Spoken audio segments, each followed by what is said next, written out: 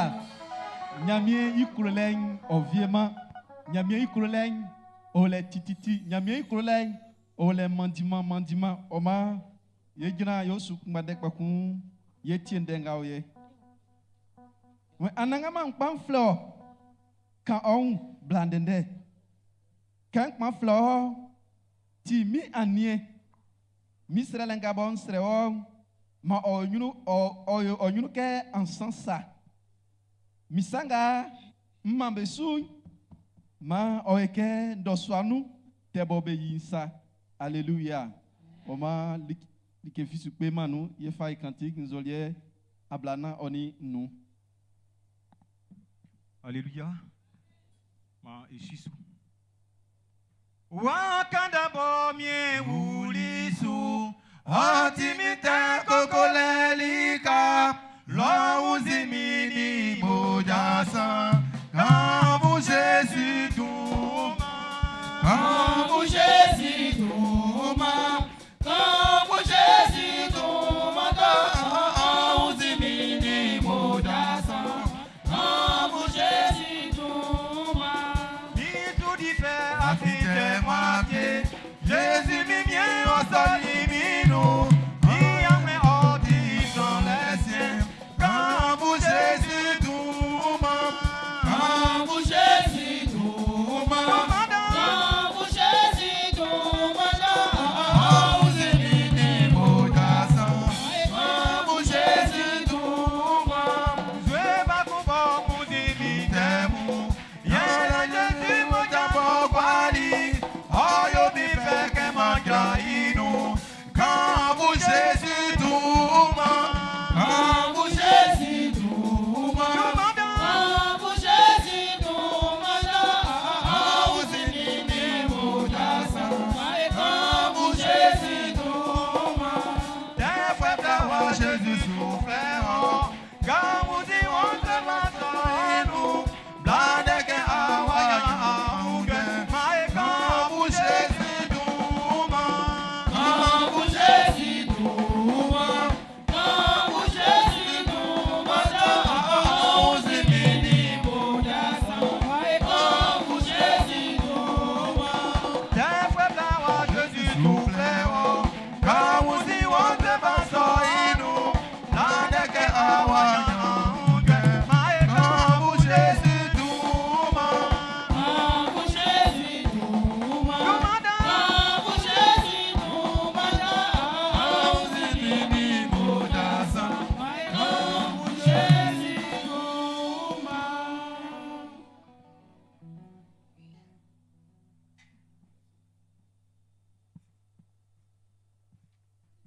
Baika sous l'extrême.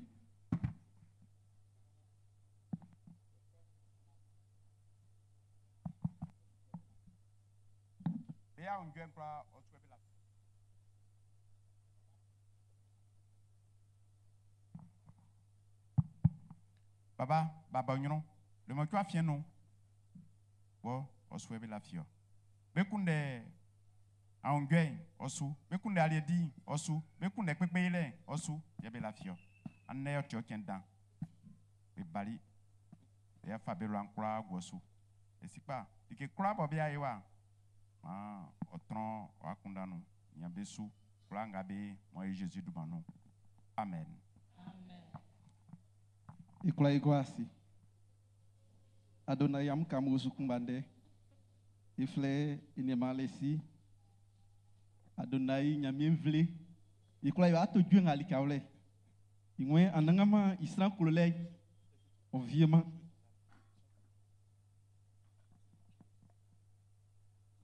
Iklole nyonviema ou nyamie iklole nyonviema ou. Oh le titi. Klole nyonviema ou Klole nyonviema ou. Oh le titi. Iklole nyonviema ou Iklole nyonviema ou. Oh le titi. Klole nyonviema ou Klole nyonviema ou. Oh le titi. Nyamie ikulele oviema. nyamie isapa ngo isu blend de classe isoti srakon wafanga bo nyamie fa ni osu wafanga bo nyamie fa sasali wo awala nyamie so yase asi nyamie so unye yeleke ikulelen oviema nyasa de nga bo nyamie ofabe ofable le motio afienu nyamie de nga bo itilime ye kala ka bo tali nyamie ikulelen oviema nya enwenye srambe su mni yeleke betima nyamie indenku nyamie de naule betima eku sanga ile kulele ba nyamie kulenti le motienu nyamie okande pa ofakle kene klawa ekpanti kene boya ekpanti soti asinya miye oni kule ka ba nyame kule pobo de vlein ba kun otai blend de classe manes ba kun sinya mi so ye mai la nyame nyase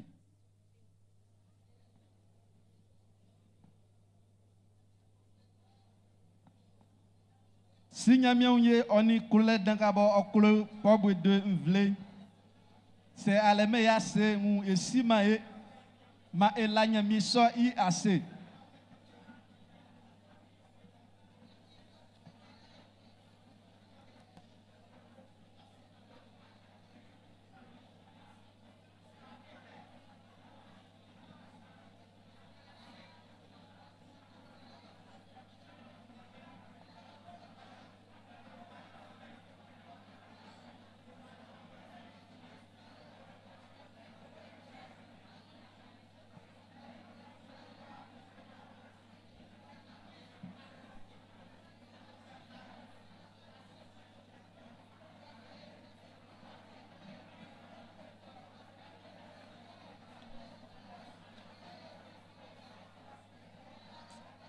si nyamion ye na sran pa nya de ke ngasa ye otio sran be sukunde ke o papa bodo asonua na de papanga ye ote ikla senga ade nyame fa ke ongben eseti aleme ya so eseti asima nyame so yo si onyamion ye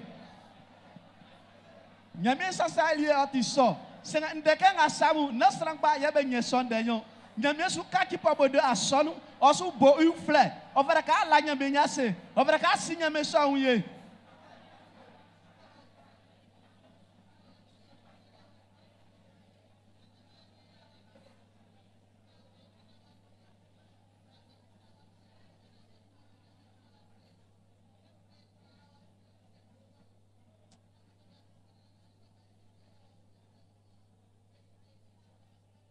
awala nyame nyase ku ala nyamiase pastor Kara Ingwanti ala nyamiase pastor Toto Ingwanti ala nyamiase nyamisanga ba nyamie ofalbe family be Ingwanti ma elanya on isra danga ba nyamie fabe fable nia ndeka fibe no afite ba kutika ni anusa ye o onyo beti surale ye o pobo de vleso izoti la nyamiase be alonti la miase be Ingwanti mais n'est pas que la miase on est pasteur ka ba nyame fabe famille nti mais la nyame nyase e si nyame onye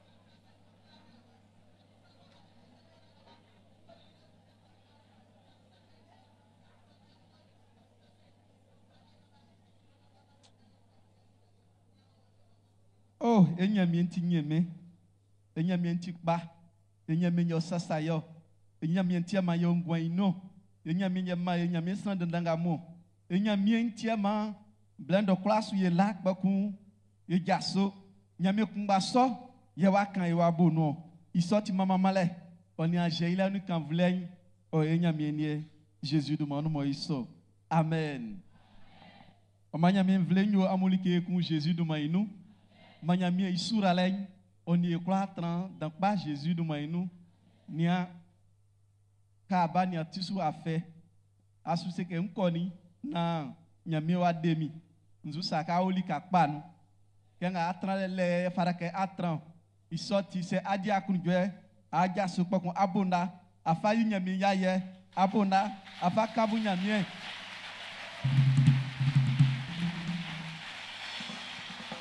Alléluia.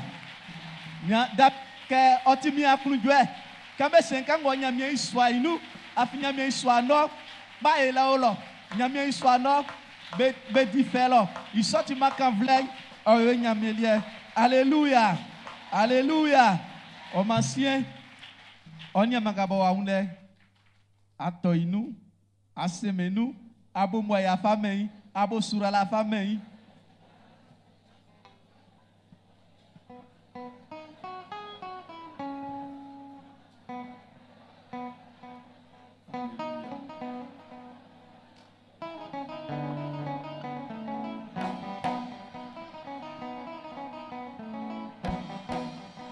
Alléluia. Alléluia.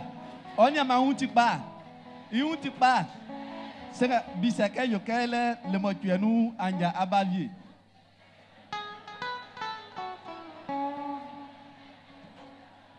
Alléluia. Yo ma yesu. Et la fiche pas qu'en ti moneke. Ba ku yo ble konu. Mo ble so yo nyamie inyuru. O maka e asonu eko. Me yakuna otra moneke asonu su. Beaucoup maya kuna otramble aboye fansu yele ke sadan yewo la fisu pa ke afen afa bali ke akor iso afa okawa Jésus du mainu iso afa okawa mainu oma ma etiendera mama anangama mama nyamie ibobo iso ainu mama nyamie ngulolo kan oyi kulale ingulolo ameme isa dabo oyobeweti ameme duma dabo olema unsunti Amfita ne webe nou be fa meme. Ambo sango ni juru be fa meme. Ambo klen be fa si a ble be meme. Ambo aluku ni blo be fa meme. Ambo aba de botek bang be fa meme. Ambo aba de botek blong blong bang be fa mama anangama. Manige ngabo be do mi be kla be se be mama anangama. Am mama anangama. Adonai. Wajua hipo mangwa waba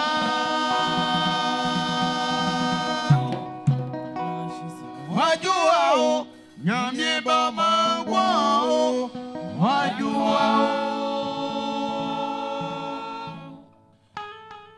wajua hipo mangwa waba Wajuao, Jésus bon mangwa. Wajuao, wajuao, wajuao, wajuao. Maememe yo, iba obiasule. Maememe yo. Anagama poti famille, ati anyunya bia dansu.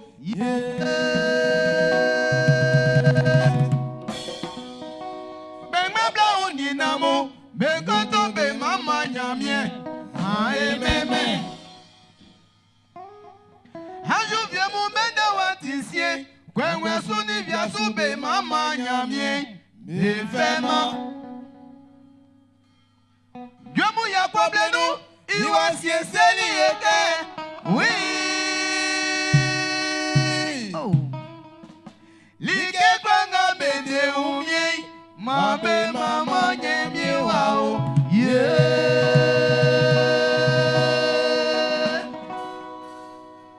Anu manga mo betu besi betu mama nyamie ae meme Au manga mo fita silei afita mama nyamie mae meme Ekusuba eti klasrai Mae mama nyemi wao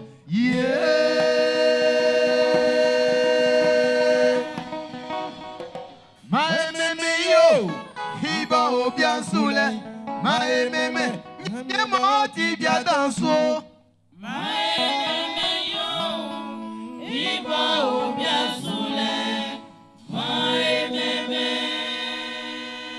Ye bien ni kamule fata.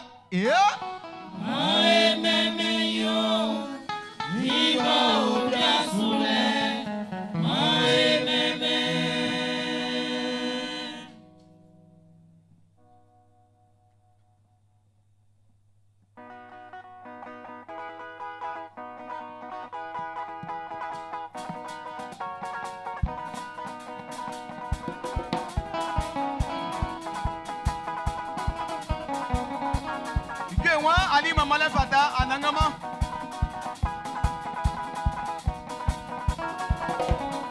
Ali mama le fata. Ali mama le fata. Oui, Ali mama le fata. Yo. Ali mama le fata. Anangama. Ali mama le fata. Ali mama le fata. Anangama. Ali mama le fata.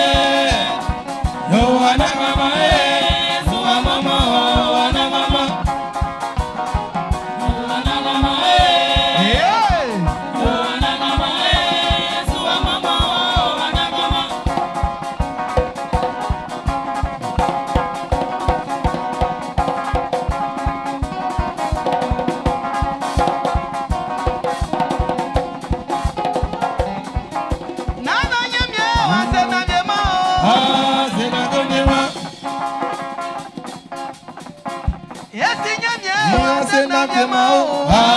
sena kobiema. Nana nyamie wa sena biema o. Sena kobiema. Il est assez hein. Eni minyama ewa wa sena biema o. Sena kobiema. Siaba gaba Yo sena biema. Sena kobiema. Siaba nyamie wa sena o. Sena kobiema. Yo wa sena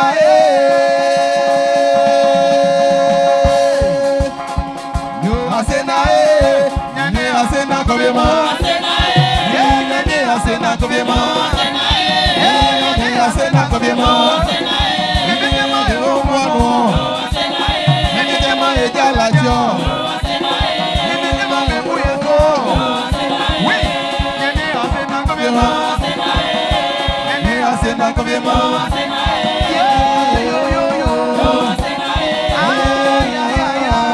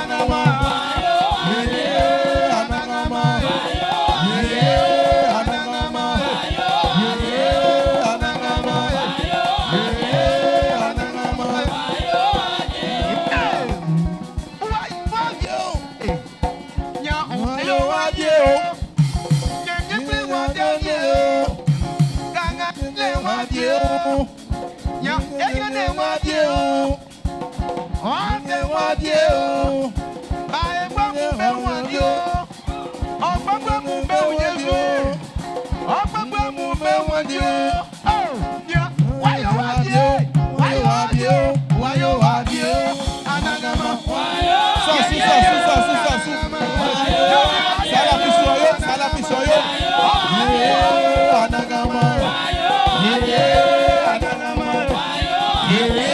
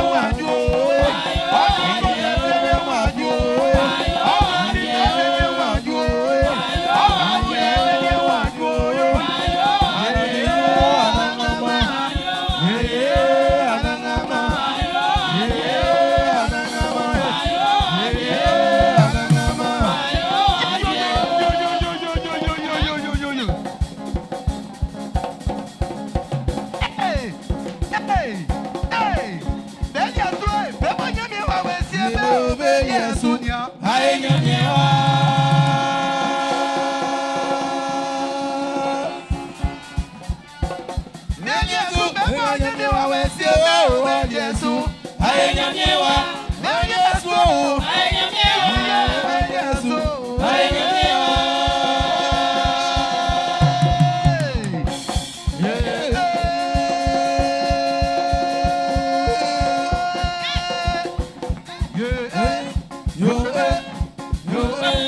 Yesu.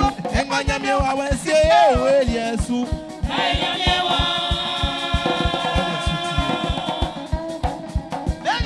Enganyamyewa wensie Yesu. Ayenyamyewa. Yesu. Ayenyamyewa. Yesu. Ayenyamyewa.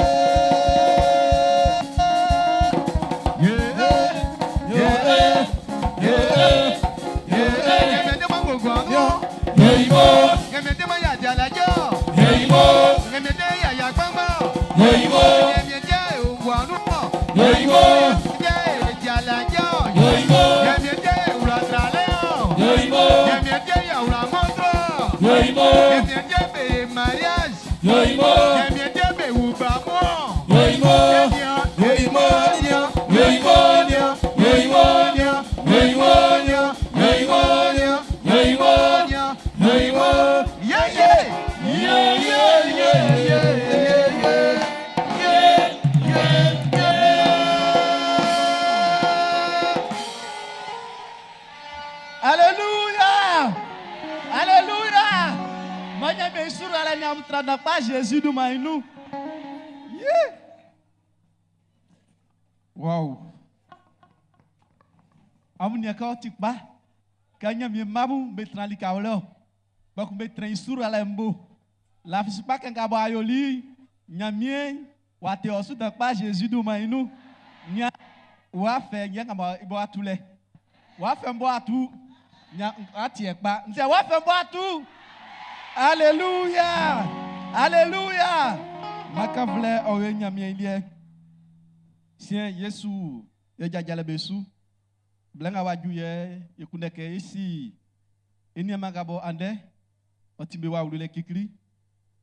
Asukpe nu akolika ye ande mone awon abanani ye asonu dikawle se awo yafin isroke ajaso. Asaku suban le mocho afienu ani ma vie. Aussi ma vie kan nyamende va crédit okpokun ande atuli ajaleke afa ngwan afa manyamie iti awe afie israke ajaso o mancien au faible e kula ibona iso eni amambenu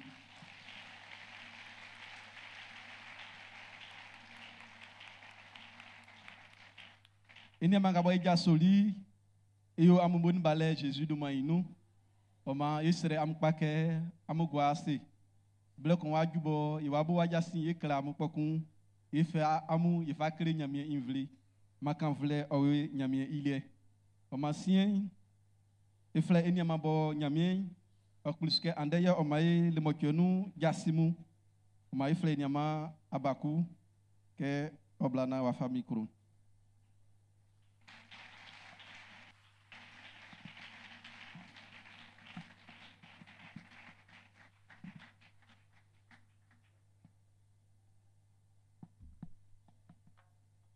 Alléluia.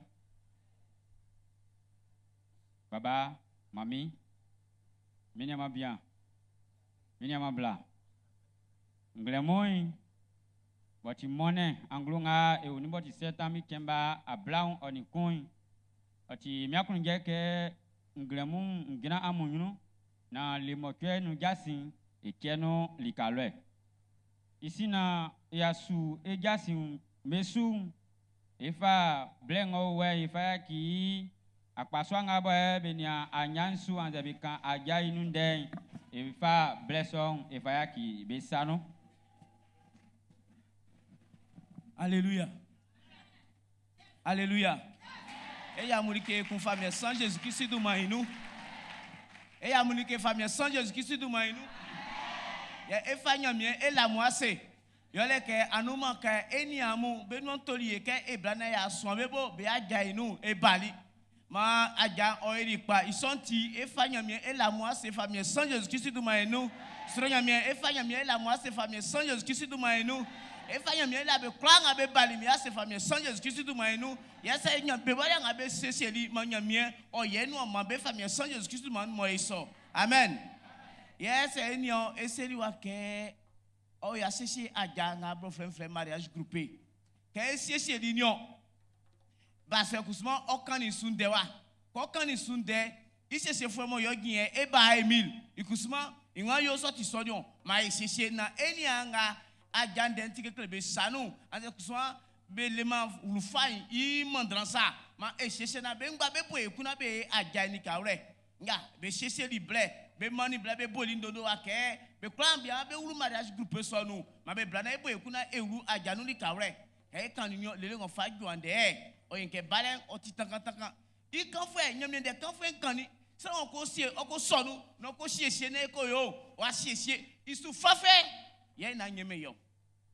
isu fafwe ina esike be viemewa senge koko ina be tube kuna be blana eshesheri kawre ile nyo ay takataka ewra mu fonga eku ke be kwanga be wa na nyemende nga pasen kani like nga esue kre mo be wi mo be gaso so samenu na nyanzo kwamu na sere kwamu na ngokwe tranle amu bla amu wewu na eklamu duma wa fanga eko ukamu na eko klelike na iso ni gemu eko sheshe na janko efe esheshe ngba Blanc senge blanc o le tiwaku blanc su kala sa mandima ko fe ngande nga eken lele nga otobun fa vie le egren yo ke ko gren be nga be kla libe duma ni eswa ukabe e yo sese aja manyame o kai famille sans Jésus-Christ duma eno ngo sisu ekun oti ndefe so yo le oni anuma ewuru aja nu le mo kwe ngo bale anglo ngo bale no ekun ewuru aja nu ekun so te bo nde mama nyame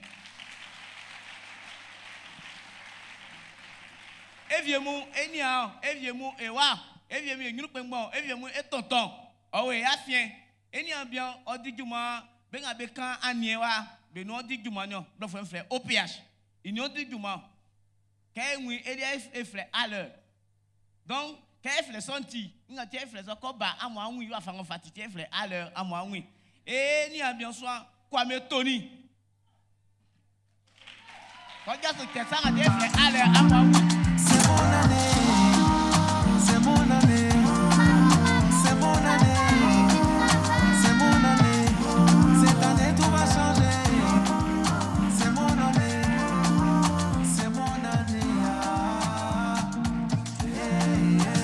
Beaucoup de billets, ma famille veut compter sur moi. Pour moi va marcher. Eh baba nyole, eni ambian nyole so Kwame à l'heure, Kwame Tony.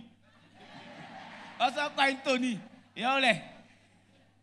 Enya wa mamwa, oni ani afiwa, afi engwa frame se keli kan abe kiki boane le odio. Yo oni ani afiwa, wa popo de abe kiki dio. Yo ni odi di grenele kon kwa ko sete konvi. Engwa ko sete konvi so mamwa o e afien. Eni abla oswan, odi juma ben abe ga nkle izolie kun. Ben abe caméra ngabe ki photo ya amna blaku onu ile ko ki sa oyo kan ko kurukuru sa oyo sa amuke ya mwawi eni abla so akwadio Eva e ya se no akopé ati Je ne peux plus échouer. Non, je ne peux plus couler. le ba me bonne c'est nous Car c'est le Seigneur qui m'a mis debout. Mon étoile va briller. La galère c'est plus où je me cache.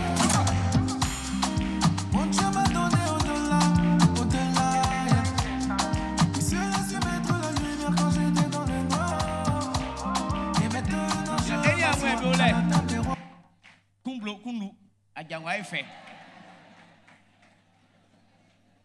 aja beru aja no anglo ngwa bale mo so otobra anglo ile brunisien mo ti weekend beru aja no merilo beru plateau merilo e be ko aja ni okun ino so anu nga se ke 13 sous beba asonuwa biara aja insu ya sre baba passer toto ke ara eni amesu fa jam fa wle nyame sanu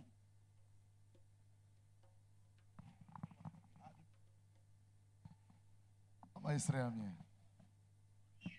esi nyame klao elawase aseri ke masran be kla be bo aja ilikedan ama eni amu afredi ke be ke be wuru jajare dan so ino oma donga wensu e fa be ya cho sanu kengo ti sesire lengo fa juble nga moira be sui mo do mai onya kan vule nga mo ti anama kpofo ijajare bo jaso be wi metimlien to je de mai no yo mama be nya ye be nya la je ye mana ma kan vule nyolie Jésus Christ de mai no amen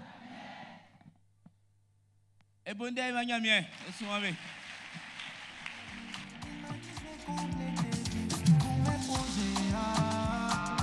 Besoin de m'inquiéter, me dormir en paix, car mon Dieu a tout géré pour mes projets.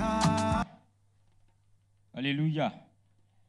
Nga sabye se ke te kinjina enya ajanon e kwa sa ko ife. Amen. Donc ma yesi si eun. Ma esu e jasin ou flem esu.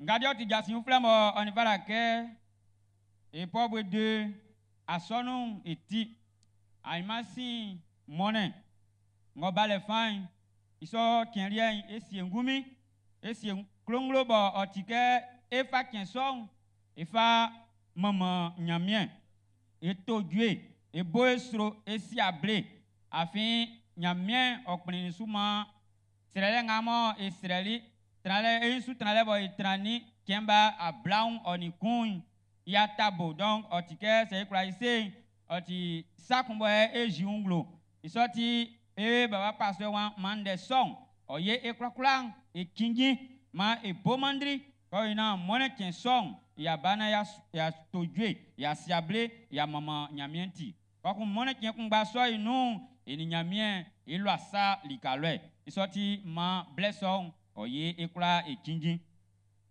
inyonsu e unike asonwa jepsema akpaswa be buekumba be flei commission élève be wa mabe no to ekula ngabo e kosuklu ekula ngabo e diguma afa fabie c'est ebobo bia bobo c'est eyotreo c'est ejitreo juma afa kula ngamo e di anze be kula ngabo e be kundeke be ko yo concours bie anze be ko fa be flua be sieli ka bie ma the song oyo ekingi oyo enandolielike aimasi mone ke asonu inyon vie eja wafan esira nyamien ema eun afin eun ke suklu waju ye bless on kusuma e baba pasteur mu be atinge bless on be sira nyamien be fama yo isoti ma bless on oyo ekingi oyo enandolielike yo ngadie ifa pen eun la akpaso ngabo onia asonu isu iwa maino to nyamien vle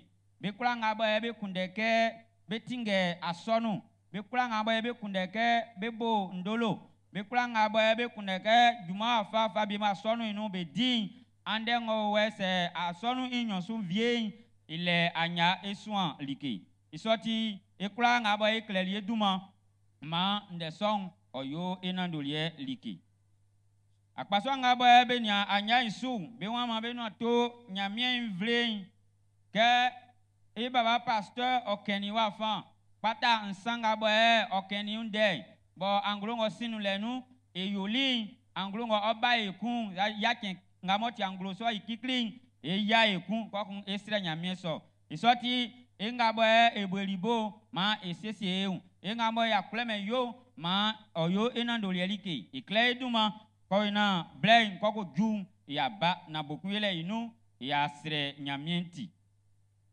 yo akpaso ngabe play jardin d'Éden yo beno to be kula ngabo ebe luri aja inu ko fe yi juillet août septembre angloria inu ke mone kenga ba oti anglo ngo we ikemba ablaun oni mo twen be jawa fan ko kun be disu fetrikan isoti be kula ngabo ba lu aja inu mo be kuneke be tran anya so ibo ambetani sika kotokun nyo pona blaun e asonu vie be kula ngabo be kuneke be tran vie be gira na be clear be duma e unike ekpeli ngbali ekun asonu inu isoti eba ngamo ti sukpen iwan mayinu to nyamie vle ke e unike as lulen kusuma wa juwe sukru wa ju be vie be ole e vie ole fambo elema sika na ya lwa e baba e mam be sukru elema sika na ya tobe unfria isoti be kula ngabo be wa fambo nyamie o ijo klebe ke be fa be satirike ande be fa sika be fa fria be fa soin alo som bebo ande baba som bebo blen o ulefan isoti be kula ngabo be kuneke be soli ke be hu e baba ngabo be flei baba langi se ya ngumena se nwe flen kusuman i nyaman yo we likefi nso ablenu oni nso likefi ngran able so oni kun ablasan oni ngran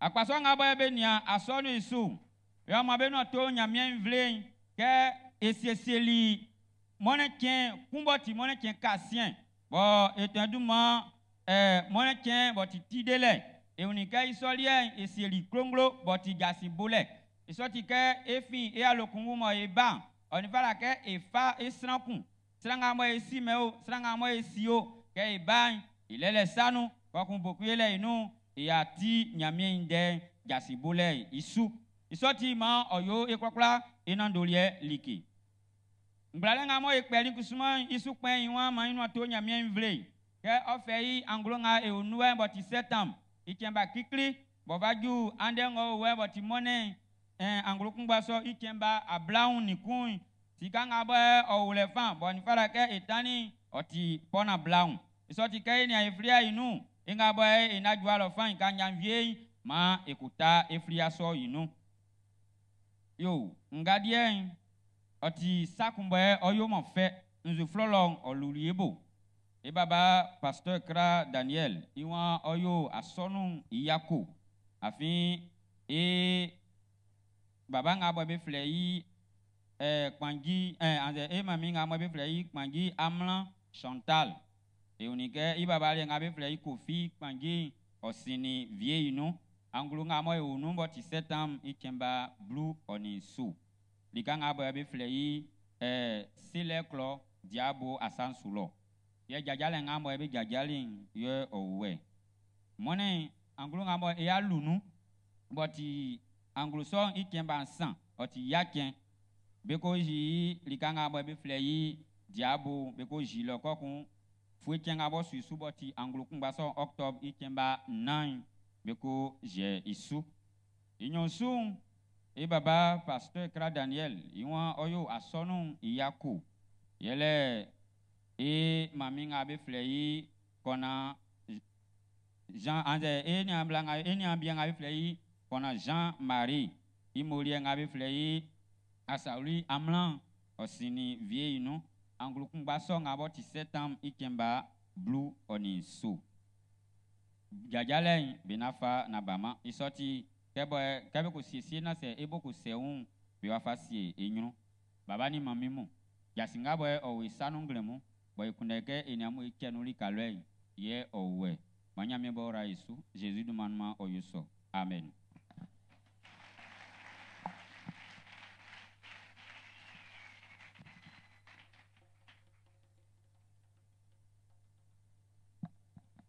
Alléluia. Ikundeke yeuka gabo ine mankanisu yele begabo betinge asonu iselike begabo bekleli beduma asa kusuma na klema duma aulo ndoswa aklaba ajua akla duma kwekun ambe sususu. Alléluia. Omasien gabo we sanu yemole kwadio akisi kusuma wa ola nyame yase osi nyame onye yeleke dikangabo otranulo balesu makenzue otokan bakun ilika moine oji senge nyamie osasalbe ke fenzu to le blende le mofa junde dike fi wa afuelie isoti ola nyamie ase osi nyamie onye onisati sika kurokun nu e baba jasin bofre boy flei Kofi Julien oni ya lo be kuso mebe la nyamie nyase be si nyamie onye yele ke nyamie oklusu o ma bak ngabo afue be paseli be wabla onyen ibaki isoti be la nyamie ase be si nyamie onye on misati sika kurokun blue yo molie Kofi luku ikusma wen ola nyamie nyase osi nyamie onye yele ke oye ningate guabolo akbi oma ble konjiri ko ma aweli isaki akbi saki oma nyamie oklisu bakun ba woni sanka bo o wali bakun nyamie sakokun wa imake onya akbi saki kun bakun akbi isika ye onye ni yo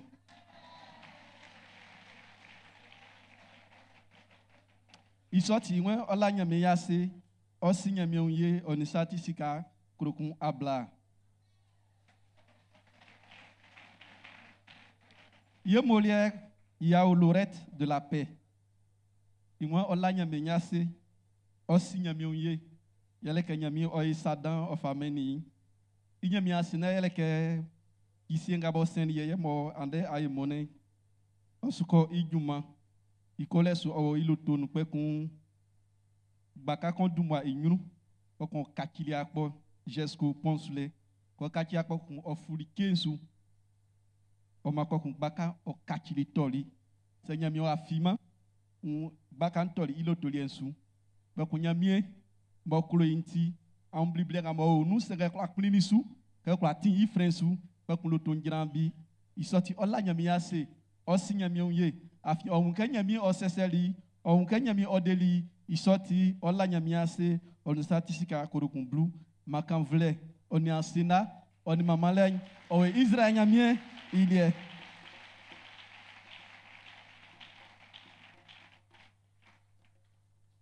oma iwa amnie pakpa gabo amle yi ngamo ti butsu sakpai am fa ko gwe inyamie isuanu lo nama alietulo mlumlu am sam sobe nia sama tike manyame sulo anu mama amuke na se abubuma amusu na mio na Paul sedi kunke sranku dikengamo abu yakunda ka fa manyame otikpa famei na ma o mialesu na ma o kuru fesu isoti kengabo eni amamba duma ba faye iwala nyame ase oni sati dikemu isoti ngama afa balike afa si nyame onye nga balike afa la nyame ase nsrake afa kokun ajrangulu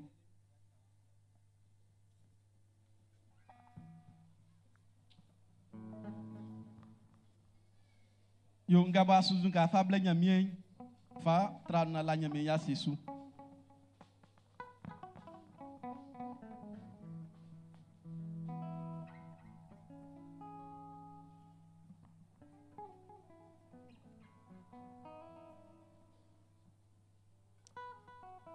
makan vle oye nyamielie oniga mo isfai blei Jésus demande mo iso amen Adonai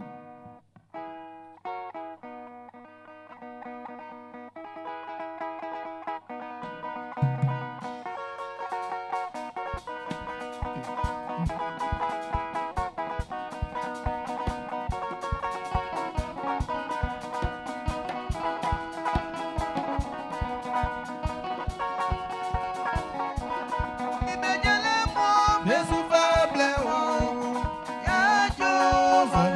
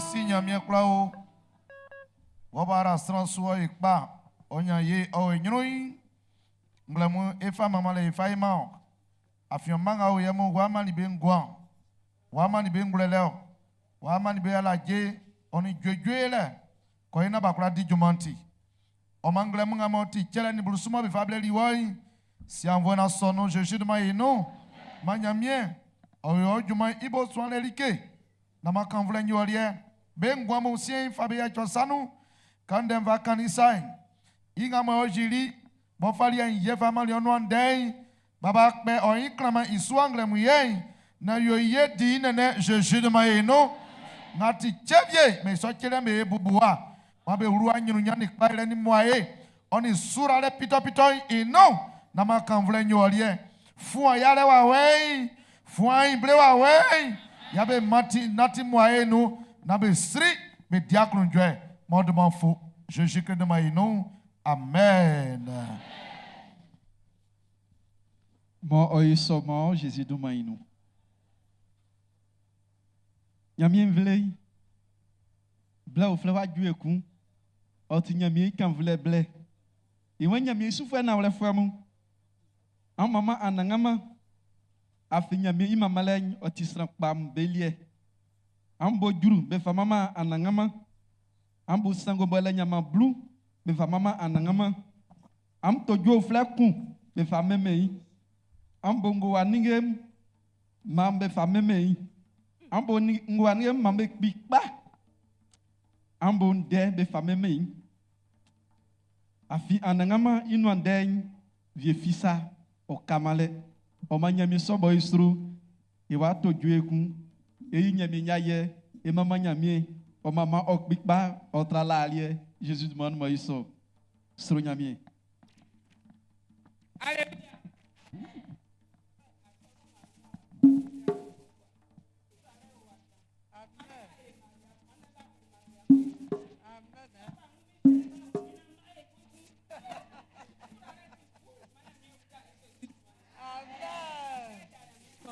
Yole.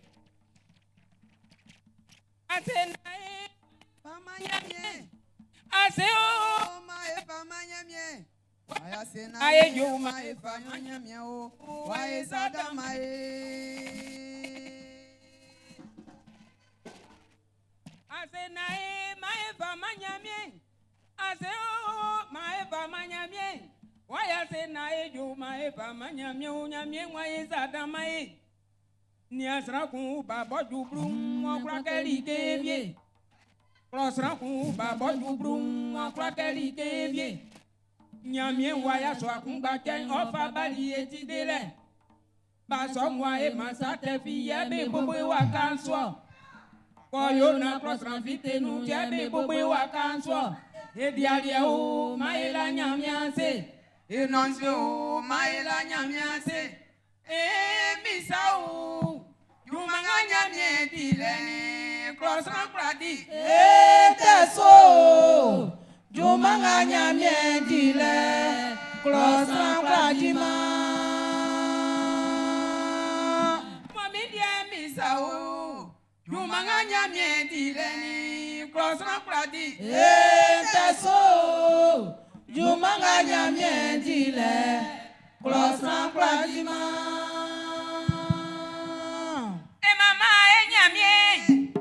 E mama e nyamie afi nyamie nyosru omani e ngwau saidi alade ofi yo e mama e nyamie ni o aungenu e mama e nyamie e aungenu e mama e nyamie e aungenu e mama e nyamie yo ajisi o mi si sra kwamio nyamie wa ngosio ni amwesre kwamio yo ajisi o mi si sre kwamio ai ka mesi ngosiwa ni amwesre kwami bai won bo mi alo kan tu jesi kunti ale o ajisi o sre kwamio bai won bo mi alo kan tu jesi kunti ale o ajisi o sre kwamio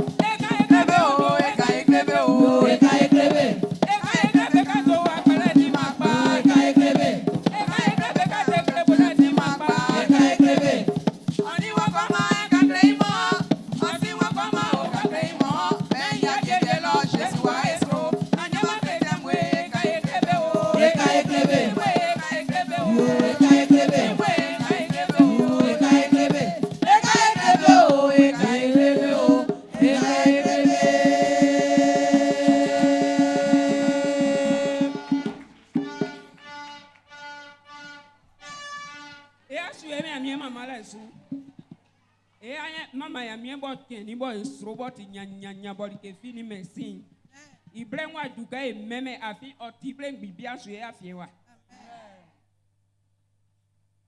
mama le moyo nyamie de o aye ile o moyo nyamie de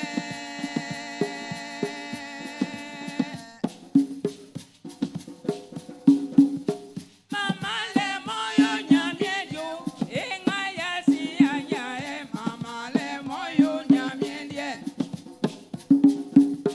delika go jengre monyo akobe pa mama nyamie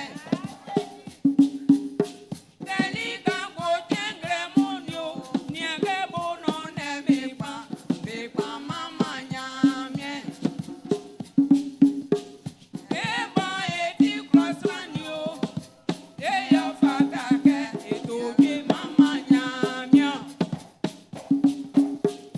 eba eti crossranyo e yo fatake ekoto mama nyamie yo mama le mama le mama le mama le mama le danyo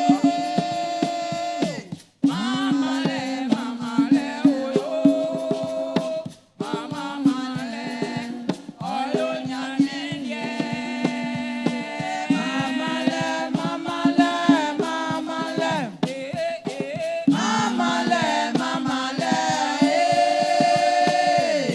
mama le mama le o mama le oyo nyamie die mama le mama le mama le mama le mama le danyo mama le danyo mama le oyo nyamie die mama le mama le mama le mama le mama le mama le mama le danyo mama le oyo nyamie die nana nyamie Oba mumba gwalele babwa una lele ani mama le fata nyamie nana nyamie natra lele mabwa kunda lele nyamie ani mama le fata eka mesi nana nyamie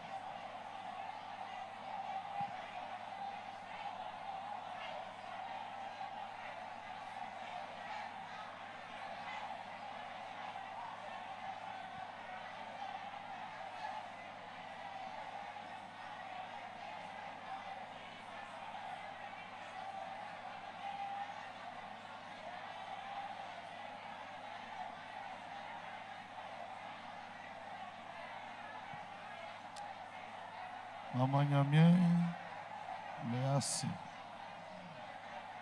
Lui demandant.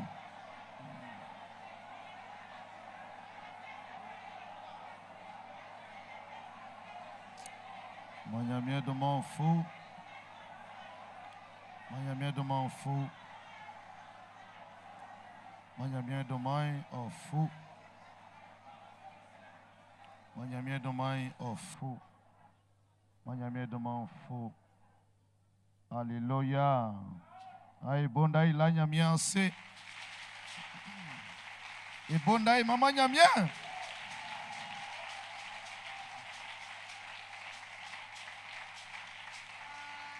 Manyamien demande quand vous voulez.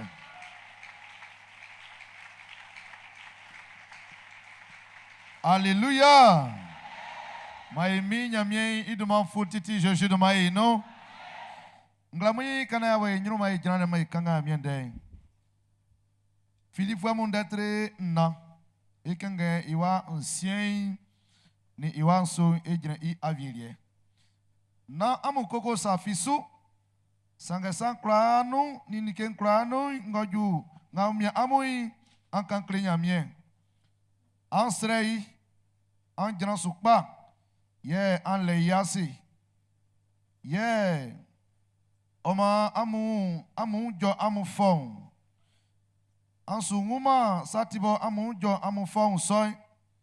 Ibo mlomlo. An jwe soy ma amura osboma. Ye amu akunda ansu sangama. Amu ni Christbo amu kachi srang mwai iti. Amen. Siani nyamo maigwa se nyamie ya unjwe ino.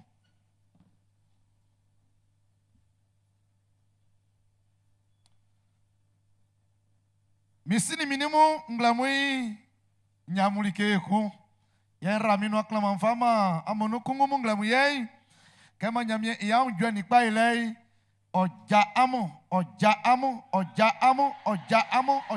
je suis de maïno c'est un unjwe njawoi ole sutiye afili kenga jabe onibeka kaja so ani amujaso kanati amunati manyamie pa ilei njao je suis de maïno. Eh baba sinetna kra Daniel oyo amukla kla amulike ye osre amie fama amore no akla mafama amu ya ora inukumu efanga kema emiei ye ijira chenji na nyamie oswa ebo isulenu nglamo kana ya ti nyamie ndei ekundaka efran jasi viemu benu ye efa viemu efa ikpen eunra mo emi arranger fam vru akande ni. Alléluia.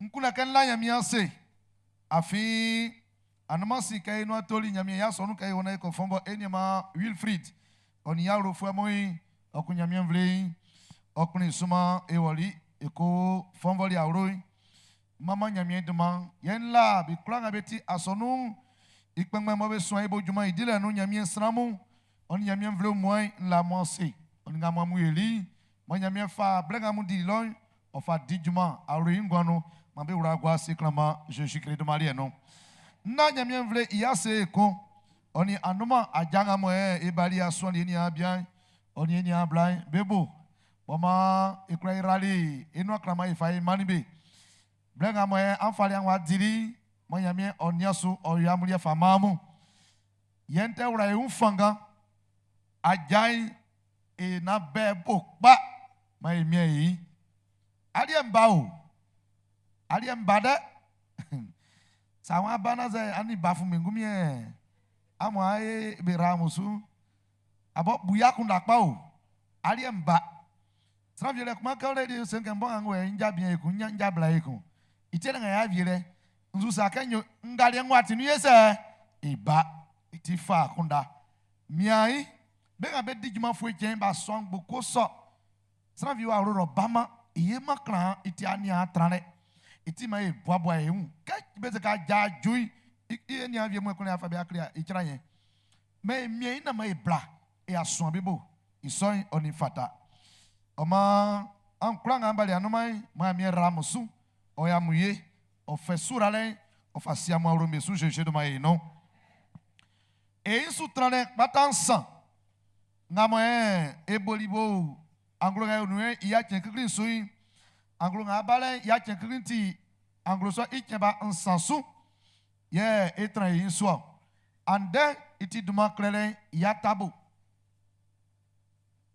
iti ekura nga etesisi ebo ka so nu vie emien na ekle duma afin siesie la vie me ole seninge ba semande nu okun imiasa bleka sino iti esiesie u ega ina kladma eklenende Pierre yakpa soin c'est nous va la kauru Moïse yakpa soin c'est nous va la kauru Jésus yakpa soin c'est nous va la kauru bua kunda siesiaon na kladma kako ina akra siesie na wa iklamenti oma kaisu kensoin enga ma yaduma ya chen kiki ngama sini lole c'est nyamiete ma fa kaka kenga ma kladma na kli iklokloin ezukoya mi ezukona ni nyame ko yanu na mo akunda sanga nyame se wani won yanu la ekun na kpri ali tranle sanga ngati na wre nyere ke nyame osu digma dapo e afien se esieyanse na ninge ngama e kabende mbi kpai asu kama nyame su lenga masulari nga jwade ensu cheche a wanyuru kole ko yeku moni la ali ensema ndekpa nga kankle ngle unye iti nwra efanga ma ekra efa isa efa urano eju blavie nyamia tu ajare sanga stravie meta jin la ali kanu lo kuma nyamia tu ajare enuma loku ma emie na isu nyamia ijajare isu na mi so ayibo eo chemba ablani kon serenu pele ni etekokole inu andati ichemba blue onina anuma ya yama oma nyame ndenge ya ti ande oti anuma lien oni andelien ye ya tio oma ke su ken soi ekule ke yura unfanga waka gwache kasien kande enwe aka gwache kasien ke fe ay malere mo faju ya ni waka gwache kasien onke fa ibori jasin sa moneche eteboni emi eurasa likaore itima esisi eun engai na bama vie mlomlo me miei na ajara kasinga ya tuye tranuvie wanga bolibole le kusma miei na webo krama na ponzo akakansa sanga na ponzo miei nyamia suyachi ma nyamia oni a osu no jeje de malie no e ya che yale ngama ya kusumai boeti nyamia awe san isakra kra isak kle ngamo ebe nyamia mvle ingwan inoi oti black ma ifa ekpe eunra ngamo esi nwe ifa esi kokra enyuru yele ke be ngamo ke euru blessonu ya che ngamo esi na mi matu pachafamu be ngamo tenkibe be ngamo osika vi ori kavie pofo ma fesa siesu be ngabe uru ajano e ma e be nganyene na vi obesu nengaole ninge kura ngati afetro nyame ndengwa afa mo afei afa sike wakanda ibo iso chenle ya chen kai bai iso nyame de ya etio iso srewa ya esra ya nyame osu diguma dadamu eti esi enwa ma ekura eti be kura nyame ani abe osu iso blenui ma kure ka mun di laloi ya chen ngamo eti october i ya chen klikli boy an ya kana ya tren isui be kura ngabe kuna ka be di lalo ansesi amu e ma mu ble ako amu di lalo amu la nyame yase itima otra ya kona nuklama ke ngalensa ngama efa esa suwe kui yele nyamia senda ngama ekeni yake novam itne banglansui ela nyamia yase oma keko ene akra ikpai ikuna ke eboabo ehu oma ehun bobo la sonui snokun wafanga kuna ke alla nyamia sena krun josui iblet nya uye sesiaun san ke na ekran kokun esimbuli akunda okun esiesieri oma ikuna kai fa sie nyunglam ye na iklokla ya kuna otransu nyamia senga elai ngwani ngwamu ye fara ke be ye inu iklikisu yele nyamia wa mbaba mi abobo atiabo oma asonu bakun fara ko sesieu o sesiesika mo fa la nyamia yase boy bobo ikunu josu oti iklikli ngasa inyo sui Boanga if I think ya sonui, afi oti jajale, ye if I think ya sonunyo, lebu akunda, ye if I think ya sonunyo, nyamio awe ijajale inu, otike kponwasa, otike like kuya mi ekuri ofa sie asonu insanu, ye if I say, ye if I di jumanio, oti juman dilelike, boye blofem fleke, conseil, bureau exécutif, bekuma bese, bela nyamianse, mabi boba be un conseil, Ola nyamianse, mon bobo ou mon sisi kelelie, conseil moi sisi kelelie. Akpaso ngama fleke, avec Massi, Jepsema, école du dimanche, flambeau lumière, rec Massi, moi kare ko, ba vieke. OPH, ngama bobo belay, en sisi amon, am kusumai, la mu kelelie, mon ti akpaso ngama mo, am famula nyamie I assez. Keja soleil benga moe beo asonu nga yo I arobo menu iti ablani no e asonu bonua be kusuma be sese beu be la nyamie yase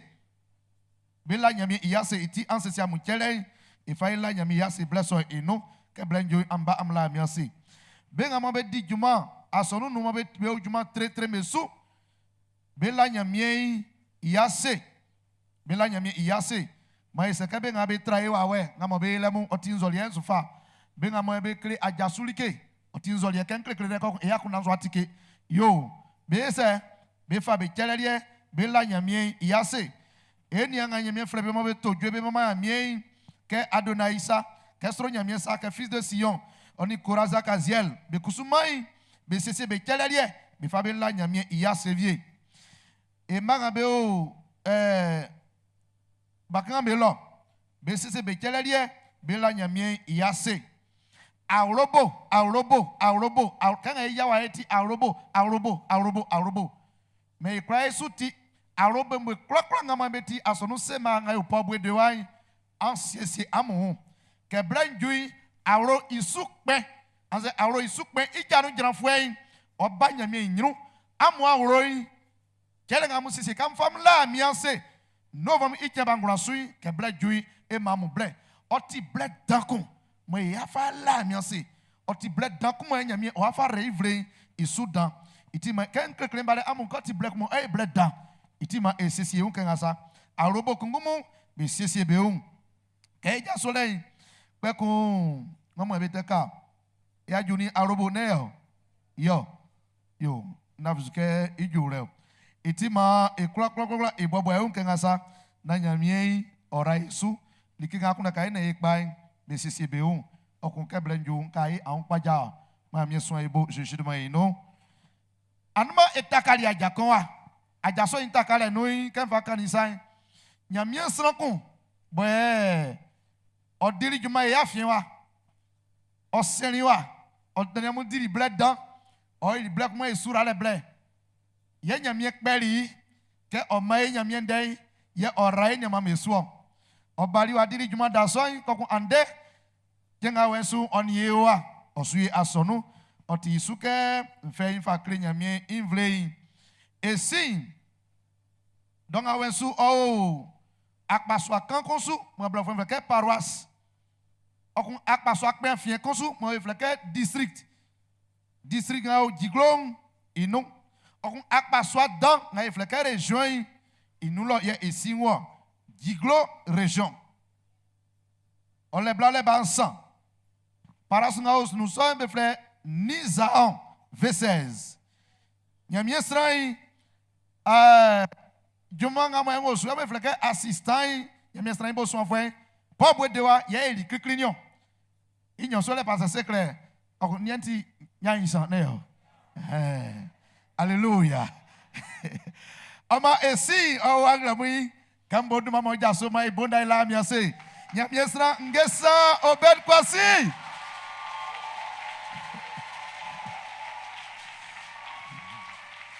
Merci beaucoup. Baba boni bale boni yosunyane ma mien ora osuklama Siat niamu ndenga be unsan mo yefara ke e flambinoise ekpe unra mo na ifauka eniama abakuk ilia mesu ye mafibi kane ma e akunda tra nyamende so asien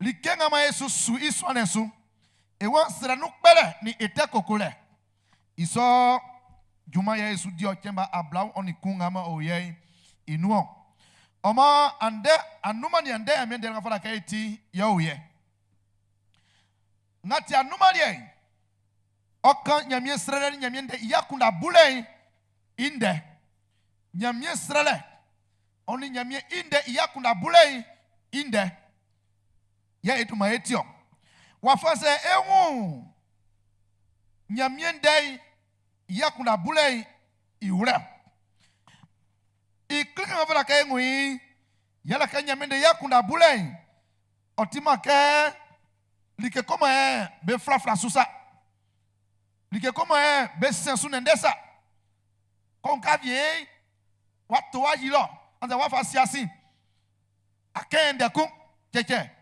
senge nyamende yakunda bule itikese efeke boasa anza nanisa anza ne afa vie mebesa ne som ka be di ujire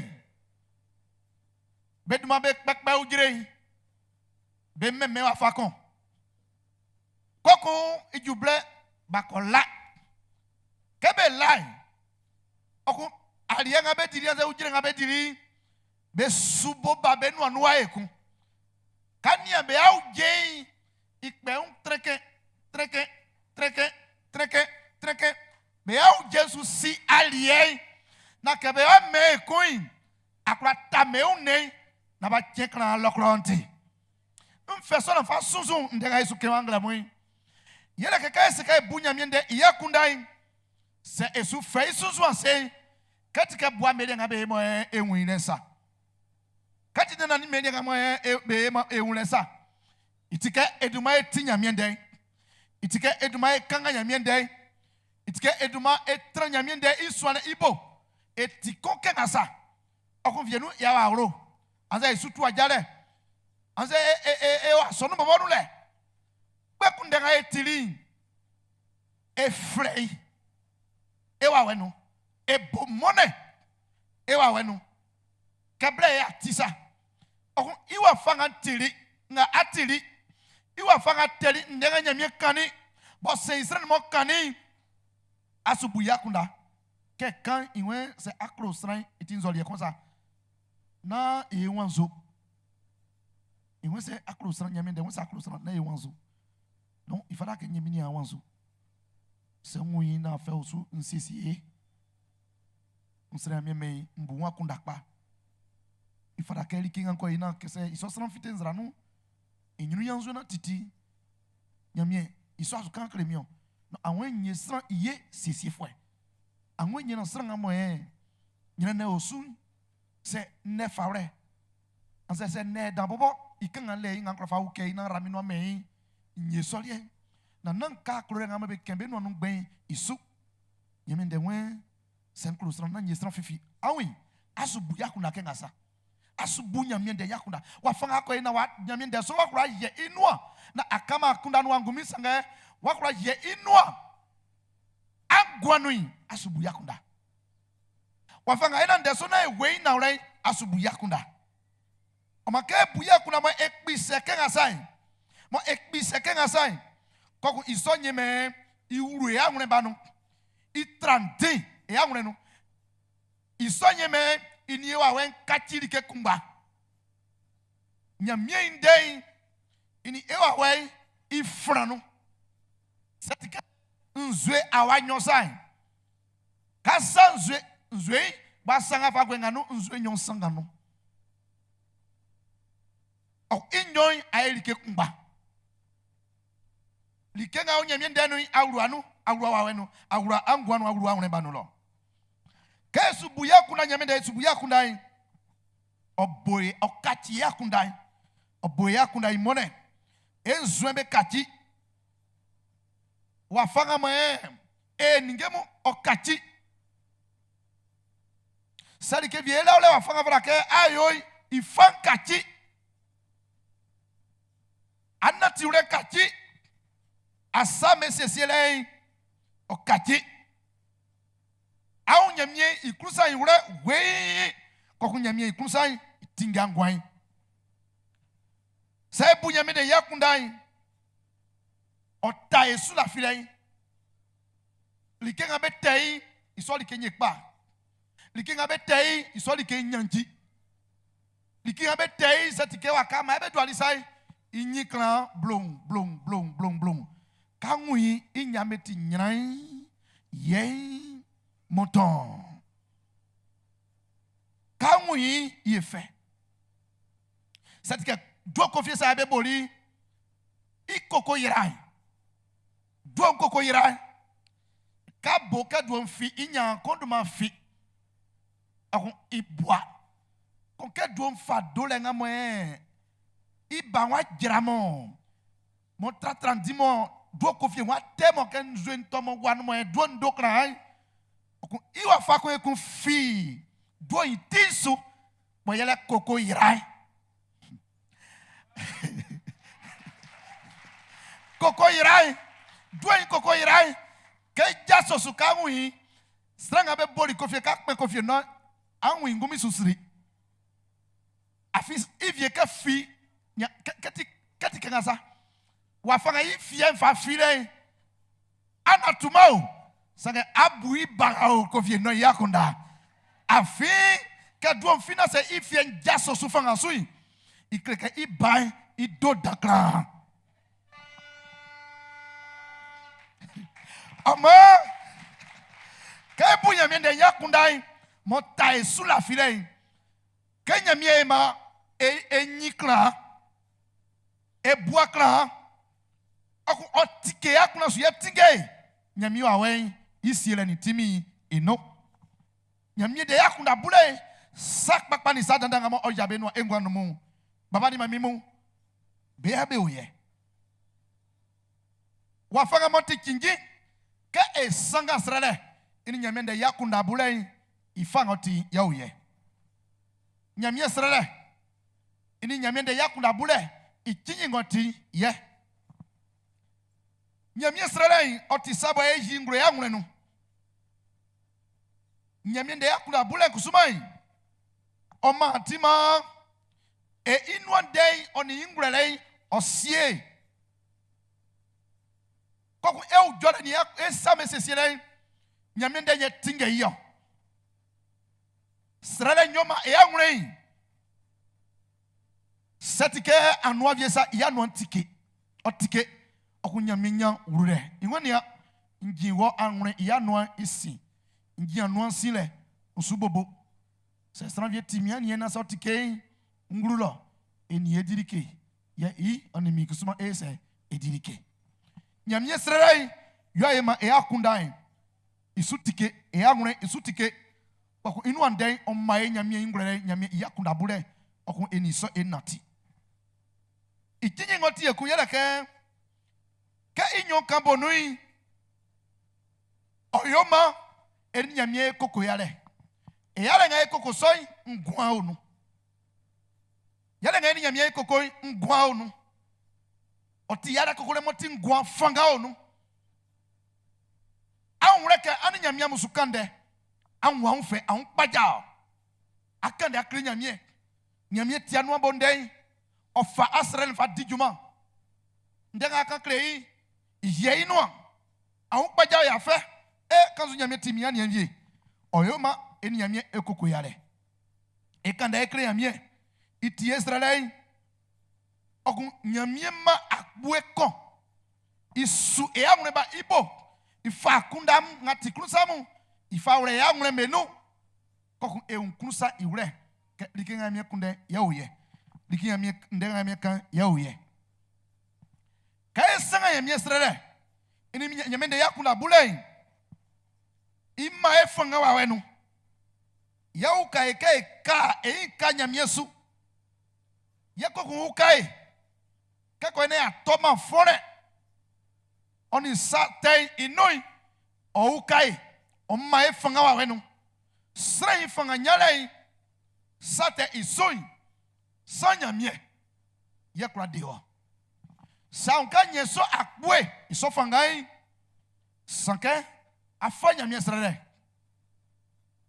afa nyame de akuna bule asenge nyoy koku mawa we no fanga imawa we no kurare imawa we no timi ke soy likinga makura me la ai nyame wa makurale oku anke wa faka go ba ni so likan wa kun lele anke wa faka be ma bule kun ba no we atinji suye we akomi ngosuye we anyunu na kpaja we awrago ase we wadia krundwe we wanyanti satesonu mo eso ma o se shiri maria no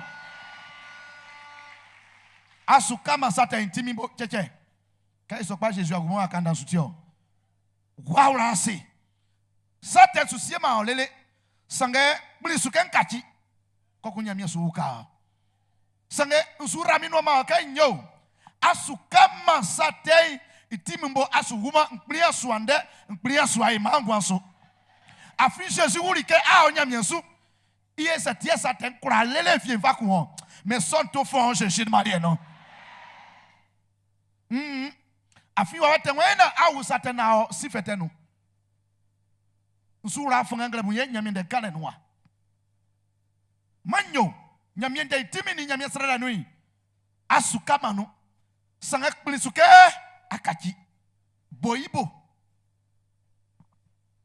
sanga mo asi o lelelele akpri wa nyame ewre bremwa juke ojran wa ikpaso nyame wa ningere me blai wa juka oboibo ngwa no sien jele nga wa no ala fivie mboko satenti jele nga wa no ala fivie mboko satenti okra yi kura kpajama yi ikura kukema ke wa kanyeresa sange blenga yo nu yi ura minu aka blenga 5 ye yo men gwa on fra kon bobo angwa yi no me timi nga jaso nu iyeke jurak ban frère mo mie o nu mone mo crown di ba bolle o mie me eso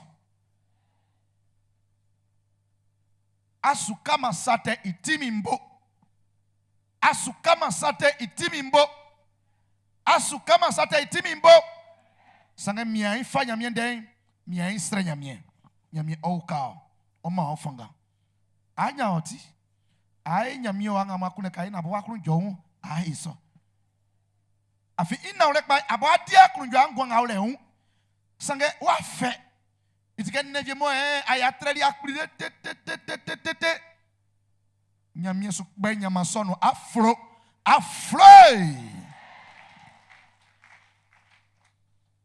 kanya mi ndente nye jroko mi nububu kanya mi ndente nye nyama mbenu pepe kanya mi ndente nye fonga nguru anu kanya mi ndente nya onti kanya mi ndente nya njile sanga fara kay yabe noa na Israel ni nyame de yakunda ya bulai ai plum anza ai frei anza ai tende anza ai tetrei ça somo e bouvie me yakunda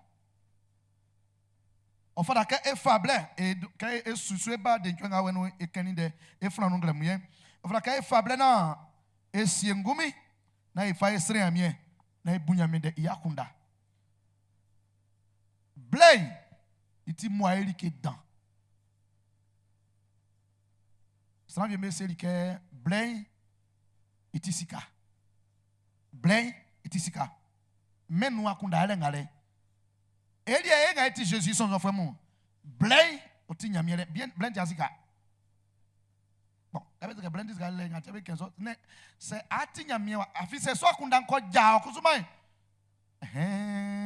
Aunde. C'est so akunda nko ja ngati aso no fa vie kura ko enyu nyawre. Afi ndenga be kemen no ke blai tisika.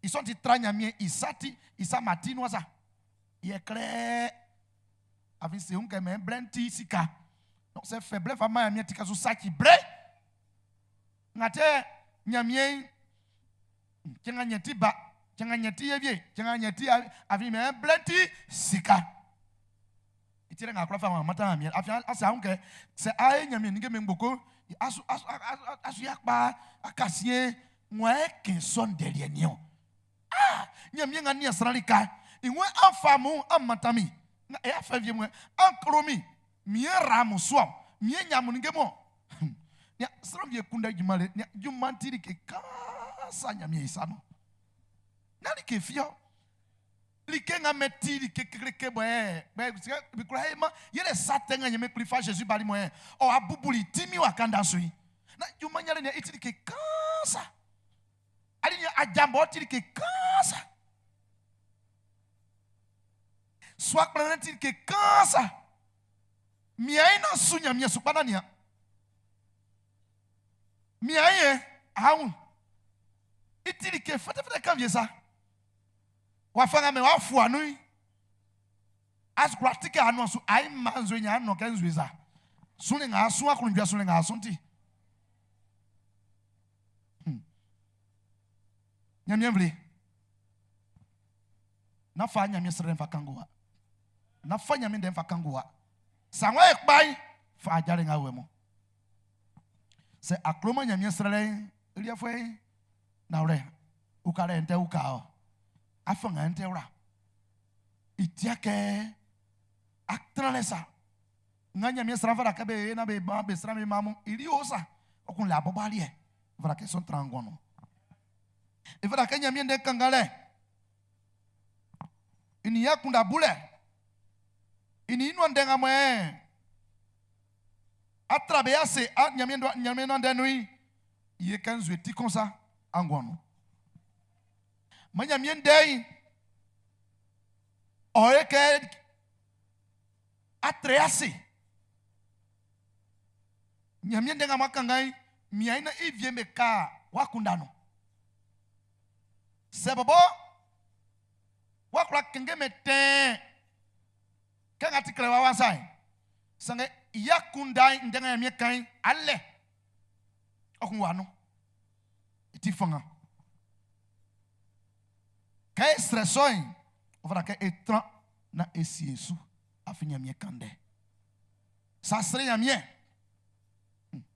akanga yamie nde ijuble grandin na siasu emio kande klio ivie kula tiki aima auliano ivie kala kongwe iche olalie ifasa mfa klio ivie ati anien ote ivie aunsa iwre we pa wangune no ade tema asunu au me vienu aimanu sange kaole wangune no skenden sang ati naule iti weisa iti wa wenunde sange nyami wa wenji nglokle we pa wangune no kesa so iti se iti naule professeur c'est que la conviction aunre we wangune no sawe an sori amun kai asukan amien den basre amien ejubre gira ejubre vie bo kasre amien akora 10 minutes ablasan kotole nambu macaroni akunda jeje afi sra vie koto ikra tran ke beche izikoli ka ovre na kolo kotole bua akanda yakunda ngakura uka yele nyamende ngaka kama akotole ma aule din nyamende ngaka ngani mo blesso no ayi mati mo ha ko akoto aule asutike ma fruasu etiti wakuna aule nyamende ngaka ngani mo abu yakunda kanga akotole ilie subu yakunda le aule subu yakunda afi nyamye klori melele feri waso akumba mani sana kulanga la fisu na wa mlima sanga onyana ngamango nyabu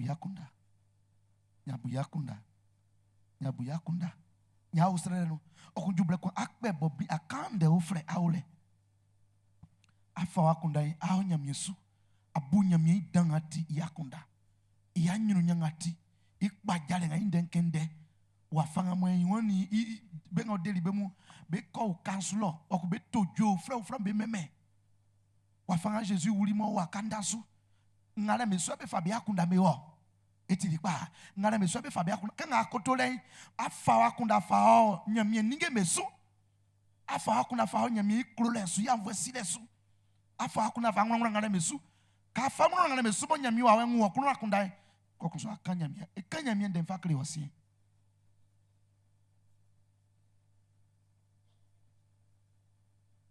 sanga se nyamie nda finu ma no ga abu yakunda sanke plakari nda ba ti no afi il ke offre no maro iklesri ra fa ko sen de pan kene kesra vie ka le kesri amie sai ka jina brinka ya kunda na ola la inu manya mi wona ku cheche se anwen wa kunda jina din sa so no fada kenya mi ndenga makanga ni mo anoi anza mo be kenwa avi no asima kanga ta kekle sa isonti ke ka mi nde wan yese triasi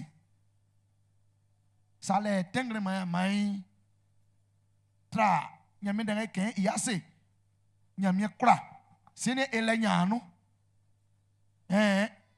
iwawre nuole ibrofo nuole c'est la vieille iskei imame ole ansono ama la vieille na siesu ansono ama baba nana na itinya mienden afindi asima ganga sanga nyamienden go nyano na akra tilelele wani kebe na wayo nyamienden go nyano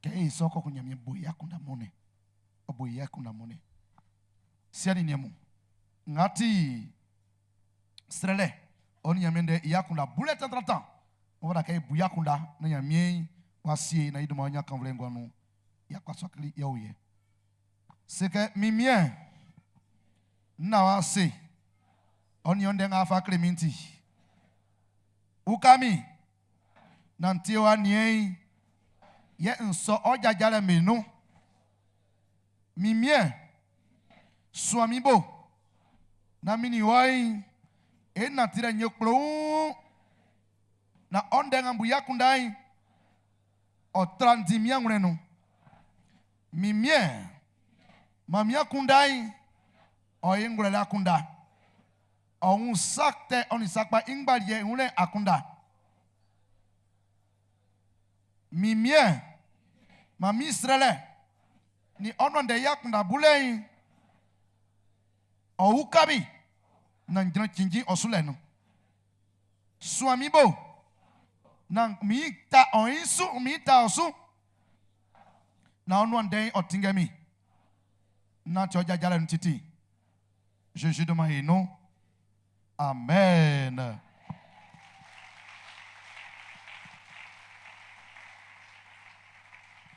Ngati andelie moti andei kembabri nai okan wan se kane inde wa fasa e wan se kane iwra wan se kane yele wa fanga mo iwra ka nyamie yele ngwano na ebobo ilal ke fi na yema e fanga isura lenga ma we sunti wan se kane oti makesrai oti fendro fwe cheche sanga oti fanga kuma o e amure numa e osun ebo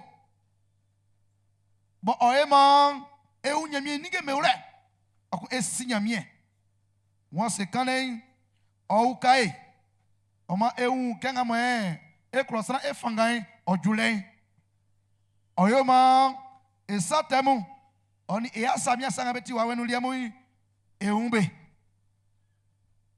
oyoma eyo enyema ngama diakron dwe e mo sranga su di akron dwe e mo sranga su ro mo ay vienu e mo won se kana nyoma sa ani awru mo ay no iakran won se kana nyeme afi sran vie kra ya ni amode e pa mo kan wi isu plikpa na e kwa elike wi ne trelie itima akon se wakunda tikanza wakunda tiakpa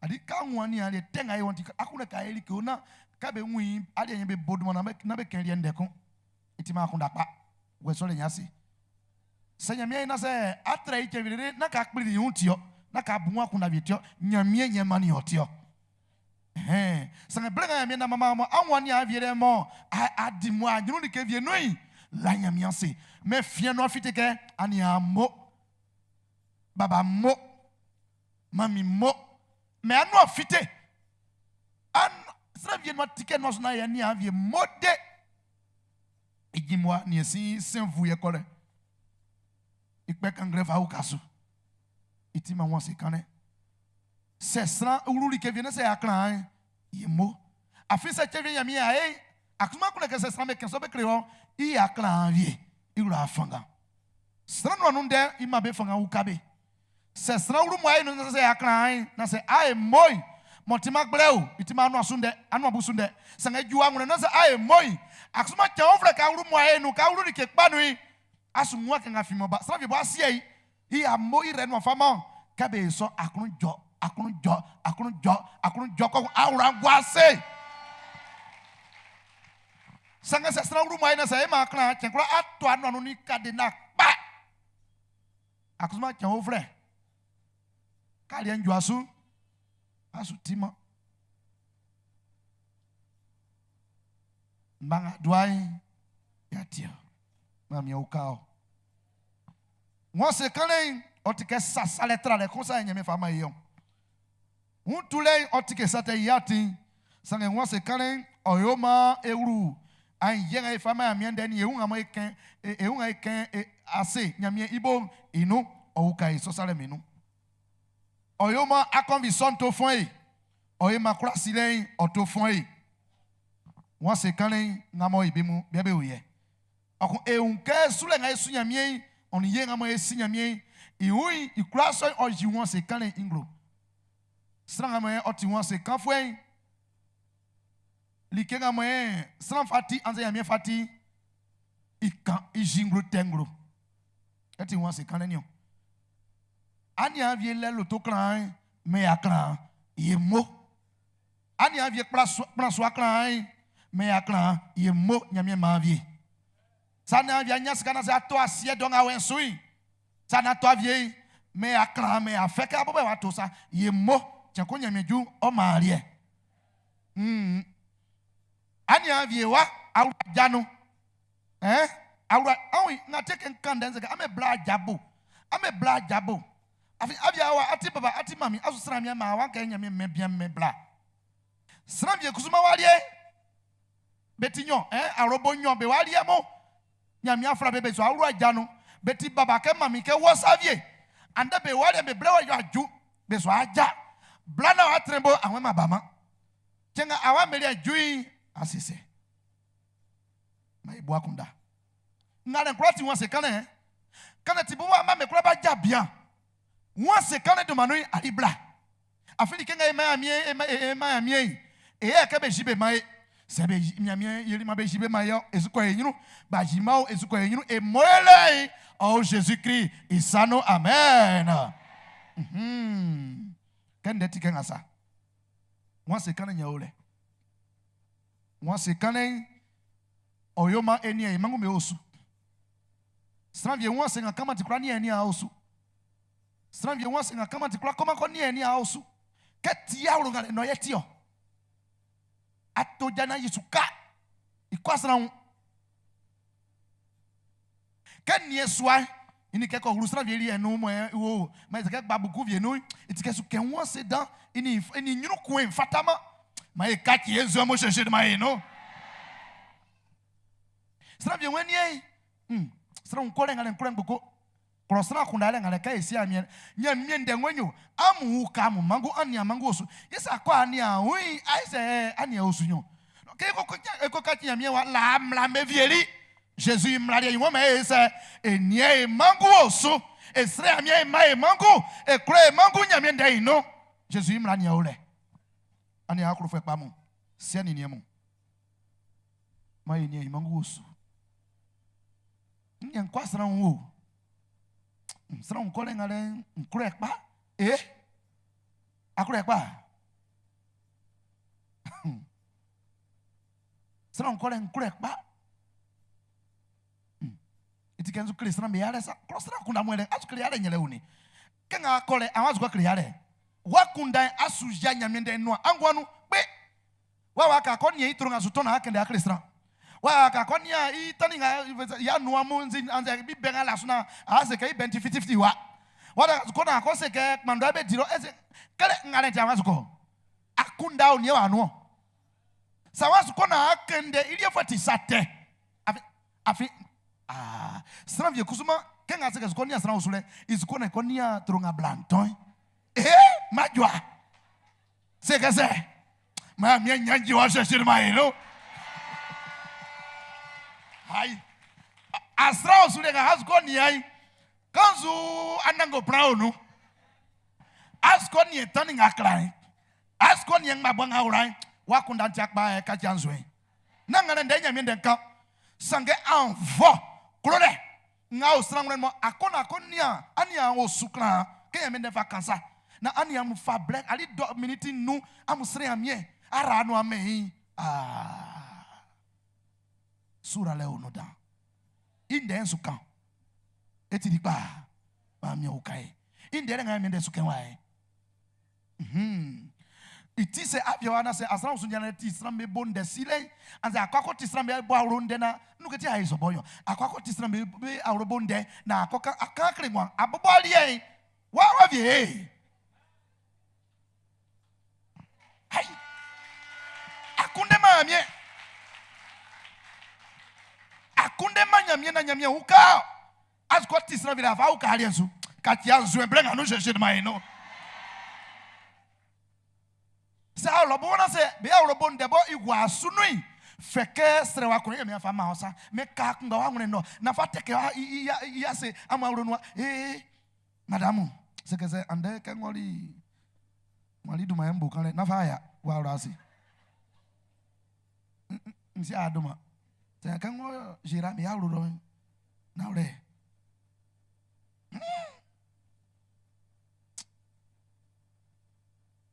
quand on a un bel écho,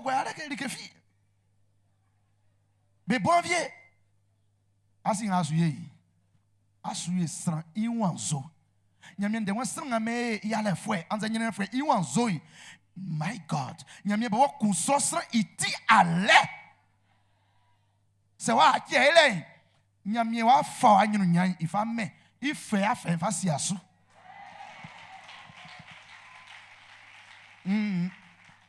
C'est craint, c'est fait, à un casa. Na rabo angronsi enche avwe konche. Ka fino afite a vie ko akbita no ase. Ma mi o kai jeje de mai no. Iti won se kan no mai mi eni ame oso. Awo awora to a on bode iti akpa. Asono nga esonik ba. Anakra nia arobo amazika brubo be osu. Sanga nia be osu. Benga be sia miamu agrania be osu otikpa sanga ani angani be baso no asia be awro no sengo be awro ron sanga viemu ka be awro sai be asabia no dinyamie djuma be akuna kunda iso nyame gira era aso kan akorere wataka kan akorona ani akasra hunde ajiji srambo nyamie kemo nyamie nwa won baba wa won tikban chelenga wanu karano amabe kakachasin likevi orofanu be yai be osunga akoleni anu ngara li amani be kaka chasinche ba nyonsan like so wa ye be ngwanu be frère be rangwa be amo be bomo ai be siangwa so e kon ako juma ko ya me fa rasa no we ka via wa asike dentwe mo no adi juma awa juma alabre fueche ni mone chen akwa ko ni ani ame osu awo jenzu enu aro awu mo wa fa ja se su pa jubla ikura yo ikura yi nso e fa mo itiari kete se inga me alie se anoma juma loyin awo nzu enu aro angumia on ferie ya buya kunda won se kan inu de so ne kama bele na so manzo kwa manjira le so se won se kan ngara me kura ni o nyame de won Jesus ya ki anyu nya me soro obale asenso akesra boye otisran gben fuesa won se kan ora trare papa konia ya le fe wonsu stranvie konia stran wosu ise unke stran konia wosu bo ibonvie itin kwara antrare nkwaro oko ngame awra mo kominu ati ya awra itike stran konia wosu le ye ni fata yezete wa kunda ndizo yesete akunda ali akonia nyamie wa wosu kamo tike sa awra trare pa ini fatama sa awra trare pa ni awro ngane fatama trare nganya bai ya fa afi abume keti nyamie wa yakunda abuke ilasika ande ilafa reo asia emanunde atrekba aima yesi ode mai kureu je mai no sranga abukati alatandale aima nyame de ngo ofayare foi osiesie onzi oyen ko fait très famille foi me afie de dirike na esran wanzo na esran fifi ngale nkrati wansi kane sanga wi ma bo viande ngata kra emelike afisa elike yetike wakan wansi dan asia emande anati ke aemanti aerie anati so amende de asia emande nia sran kra yare fwe nyame so anoa sanga ke rami no me ka fi afite ju aroro likan ngwan kra kachi ande tekmanga we nyame kra kachi ngwan nyame kra kachi ngwan aemaki se chania ya aondi mwana ngabale mio miele ngabale Jésus ayo miye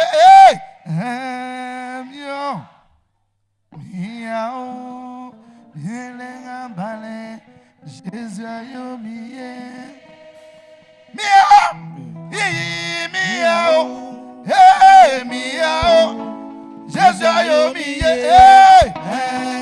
miao miao miele ngabale Jésus ayo miye wow wow miele ngabale Jésus ayo miye miao miao miele ngabale Jésus ayo miye wow wow miele ngabale Jésus ayo miye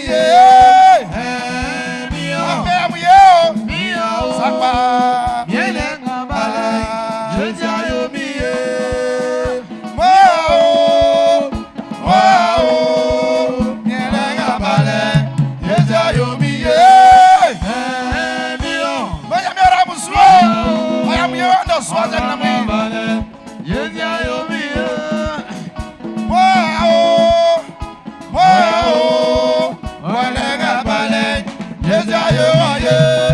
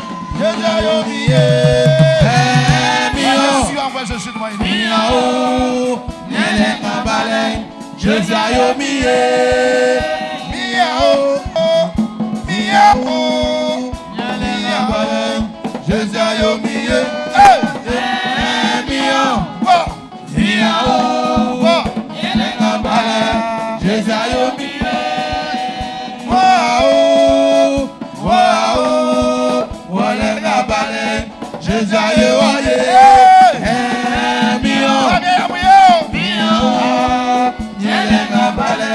Jésus ayo miye miao miao nyele ngabale Jésus ayo miye miao miao nyele ngabale Jésus ayo miye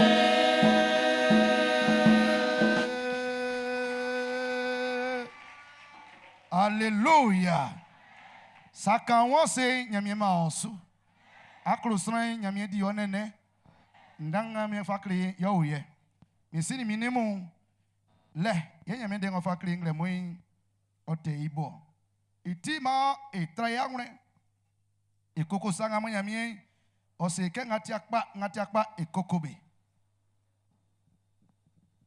E sueni amo kenya mende kakle esa. E bunya mende oni danga moti yakunda engwa inu. Na inu anden se ya ngre. Ye ma na ma fa on façon susran ye aboba ba ye abobo na fa on susran. Kenya mi bolio, kenya mi kpario, kenya fa ma tele ye abobo. Ye nya mi oswan obo. Ouka. Ndo swan zengle mui nga mi fa ora ifonga inu ande no yo ye. Ma mi ra osu e mi jeje de ma inu. Amen.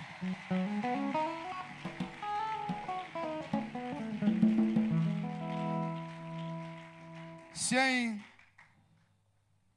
iwala nyamiase oni satirike okon isin eso ya ofo menu ni blen avi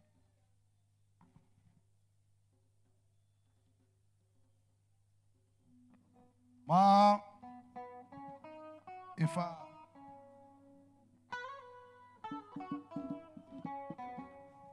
ifa ichale mu blen la mianse amiende ngamo etili isu amiende ngamo fasiri agune no so ya la mianse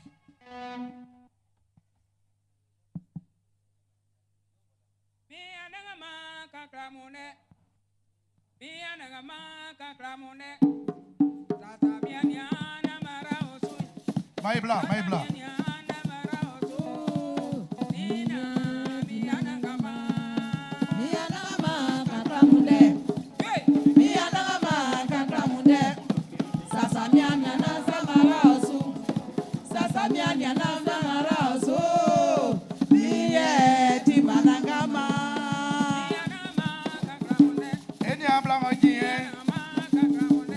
Sano enga Israel nyamenya no katra sui benga asisi chele wa igwe yawo nga Israel nyano oba buli chele bya kunda eni ablanga gogole ino igwa maisusu yo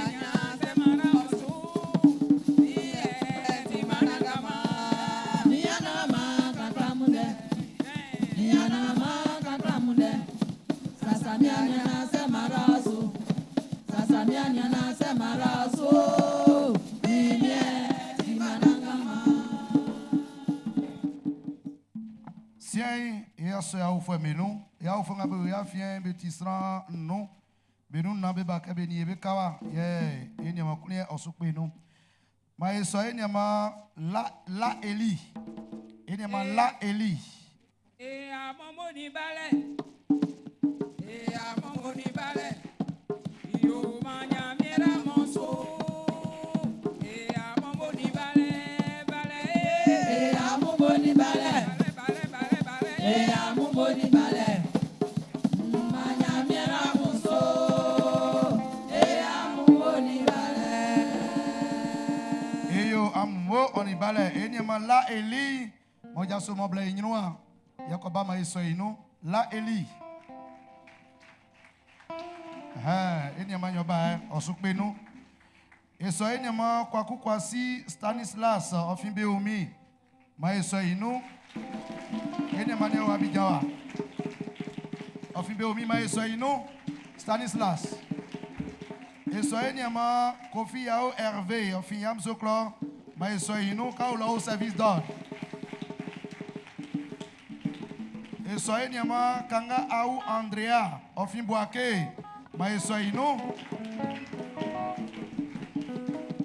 eso eni ma Yao Ange ma on kamige Meres voilà ma eso inu adumanga we au kamia soa amira so moni bale eni ma fi am soklo e amombo di bale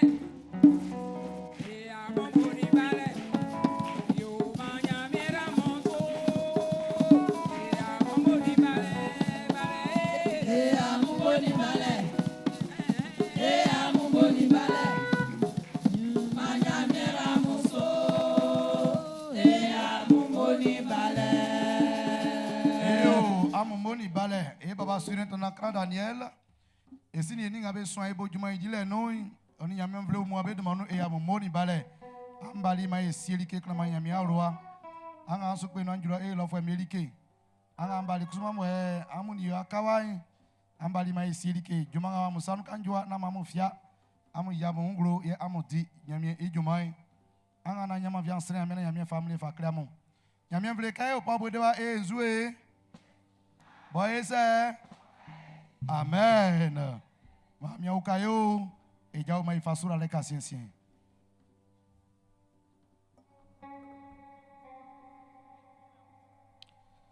Estre amie. Nyamie atik badan. Ka ukaye, ka de, ka fononde akre, ka fle ka ekbesrana e koko etei ekpa iletio. Oma anangama anda ewe chambablu onina isu. Ngama miya miekli oti fanga ngama komai omamu nabe konya fanga be ko ya chisate fama be jejirma inu ono ndei onyo sre tantratan feso akwe wona benu jejirma inu ngama oti anangama umie fanga nu bawenu lie ba ko uka onvlei baba siamvwe fa utu be suo na be nye so kwaralie be ngwa no sule no rabe suyo be tingebe ngama yoti oja jalalie me inua oya ye mon vle nyukba onvle nyukba onvle nyukba onvle nyukba onvle nyukba onvle nyukba Jésus de maino baba onjo ya miekli onvle me susandike bwa mamusa ani bewo gwacha fien iwali katabesuo sasa beo kumbetia leo na betindra koza kpoto baba ni abe suma be ale mabe di mabe sika na be unsa betani be suamu be uraba be suklu be fa be di ojumo be sese be unsamu be pran be suamu be toloto be nyaye be diata be ruaja nu shesh de maino tukpa chafamu yo be dwedwe tukpa chenga me okre ka ilie fo yin sakasra zo ni be hui mbo sanzo angle mu shit maino ani tukpa chaso azuguma wonga wa masongo onui ani tukpa chaso guma nyamye ma tukpa chaso oya chio shit maino kanza tibe selikati amu osunu tukpa chache otima amu osunu tukpa chache ma osunu tukpa chache soyi nyamye fangwan fa kachi shit maino mangwanu kele o katia mu osuri ke sheshir maino vie pokpoi mo jansa bi sheshir malieno mo jansa bi sheshir malieno rababa mesu ramame mesu rania bla mesu rania bia mesu ra asonu kwengba ngabe so ebo juma idira mesu ostrambo ya tuli ajale kuzuma resulo o baba kenga o lo resulo so ibo yesre ngosre lo ma e kusumai eso no asula file no monti juma mayo sheshiru mai no mora esu sheshiru mai no blengo sesimo to ewai ma edia krunjweli ka ore ye makamvre oyolie asonu ne oye jajale fanfolo nga fama ni ye mai fanga mai kura yabe no mo mvre nyukba modoma fu amwo amnati ye amnati mo yesu benga be elikyo e ma ye moyo ye benga ma munyuna timbe titantani wa ma mie otika munyuna mo ya timo nyamia e ma asri wa ngati sanga wa ngati ka tro susai oti anja komisu ovi ngati kalike vie ki ka drokosa inukpe tu sheshinu maino maya mie sike afemu mao ye ma ao ye dwedwe ma una nye faka o viemu manyame timi nguru no mo sesie o mojai manyame timi nguru no mo e pa on dimu maya mie twetwe be nukla mama baba ni o America. If you why baba kunuya sa wakati yuzu ya no ngla mo man kunuya son tu osu she no mai no rabe suma media kunjwe kamu kole anfa sura le anko gura ma menu angura mu so aba menu anfa gura la bolo ai maka mu ko jumai anfa ngo biro menu samu kpofo be ri ke vielo kamu ko my god kamu juloi masura le ngaso fe angla mu yen mo bubu kpofo timini am she mai no Ben avec Pambo Akai, ma bebo beto ayaso no shit Mariano. Sambo jasi ankle sran ma mi ramuno andesu, ma sran be fabe be ma mi amuno andesu shit Mariano. Baba nya mi kli wa sonu nya oye. Ben abi na sima baba tuen be na be bla. Baba tuen be na be bla. Jasi nga e bo baba fati juma, ma sran be koko bete, be koko bete, be koko bete, be koko bete, be koko bete, be koko bete shit Mariano. A un dia mi kli kra oye la wasi. Ben abi kali auroro. Ça fait vieux beso, il y a un vieux beso, beti la waya que tu pas jamais timbesu, baba donga sous mon tim il fait wa sapia, mon kabe ma be tengwala, ben abe tuli ajale, ben abe oli kavier, be on semebo, baba kole anze bale mfabe ya chasanu, ni abe o sous ça sabe je shit malien non, evre ni o ni sous c'est kunti ale, baba ngamoti wa tenja jale bubu kra kra kra kra kra kra kra kra kra kra, ye maminya mi ekpli odman fo. Mon sourd à l'entrain, yama inya un joie dio jomai, ma canvre nyolie. Manyami wa kunse que amen. Je demande amen. Yes.